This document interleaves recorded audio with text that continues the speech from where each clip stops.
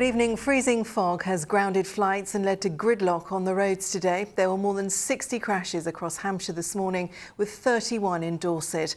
Flights at Heathrow, Gatwick and Southampton were affected, and there's more to come tomorrow. Here's Emma Wilkinson. Yes, lots of disruption here today. 60 flights cancelled in total. That's partly down to the fact that many of the planes coming and going from Southampton don't have the technology to deal with low visibility. It's getting very busy here now with people rebooking flights because the problems are going to continue. Our weather advice at the moment is that the fog conditions will continue, unfortunately, into tomorrow, and till 11 o'clock tomorrow is the advice that we have at the moment. So our advice to passengers would always be to check with the airline before travelling, get the latest information from the airline, from the airport website in terms of the weather forecast, and please do check before coming to the airport. Well, problems on the roads as well today. In Hampshire alone, there were many crashes on the roads, double the number there was last Monday, and the AA says that's partly down to the fact that people have a lack of understanding about why and how they should use fog lights. Its key purpose is to make you more visible to other road users. It's not to light the way for you, because they don't really light the road up that well. Visibility needs to be down to about 100 metres before they can be used. One of the key points of using fog lights is to remember to turn them off in clear conditions. They are very dazzling, so they're no longer serving a purpose, they become more of a hazard. Well, more fog overnight and temperatures dropping to as low as -5 in some areas, so more problems to come tomorrow. Emma Wilkinson there. Southern Rail passengers face more misery today as conductors went on strike.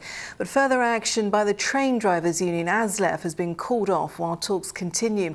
Well, on Friday we featured Sussex MP Maria Caulfield as she held a special debate in the Commons talking about the Southern Rail service. But note how many MPs she was talking to.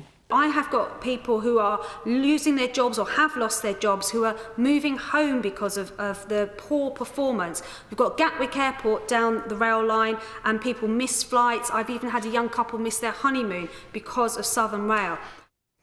Well, on Twitter, passengers asked where their MPs were. Most usually spend Friday in their constituency, but that hasn't stopped the comments. From Westminster, here's our political correspondent, Phil Hornby. Yes, angry constituents took to Twitter over the weekend, demanding to know exactly why their MPs had not been at the debate. Passengers are mere cannon fodder to MPs, said one. Where were you, Sir Peter Bottomley? And Tim Lawton asked another from Worthing. Pitiful attendance. Were you there representing us, Henry Smith? Asked one of his Crawley voters. Were you there, Sir Nicholas Soames? Asked someone from mid-Sussex. Well, Sir Nicholas wasn't there, but he did today tell us where he was. 7 unbreakable constituency engagements, he told us, and he sent us the list. Another Sussex MP, Nick Herbert, told us he was chairing a conference on flooding in the Arun Valley.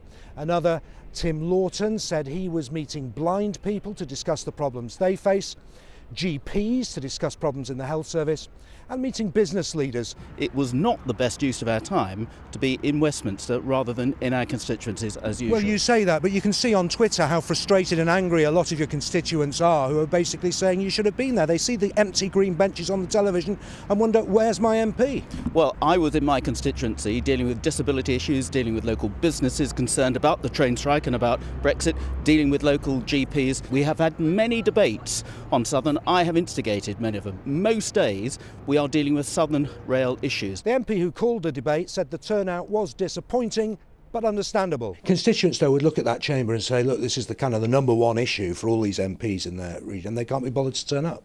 Yeah, well, I mean, it's not that MPs can't be bothered to turn up. Friday is traditionally a constituency day, and there'll be many MPs who are meeting with constituents affected by Southern Rail.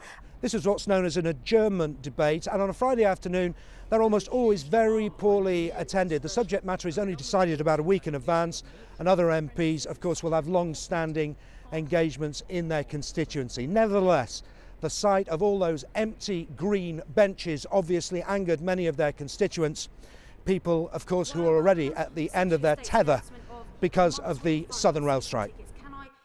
Phil Hornby reporting there. In other news tonight, a mother held in Iran since last year has had her appeal rejected. Charity worker Nazanin Zaghari Radcliffe from Fleet in Hampshire was jailed for 5 years last September. It's alleged she was plotting to topple the Iranian government.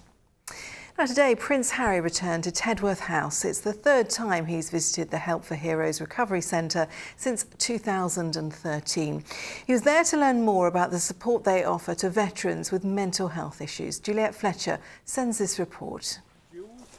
In the Woodland Workshop at Tedworth House, Prince Harry met with men and women who've struggled with their mental health. They believe the outdoor activities and support offered here has helped them rebuild their lives.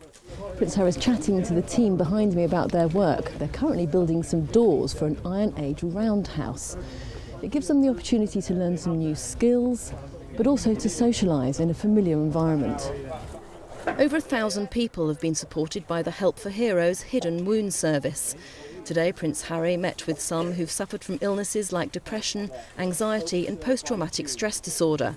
They understand that you're not categorised by your wounds or your injuries and the things you can't do. You're categorised by the things you can do.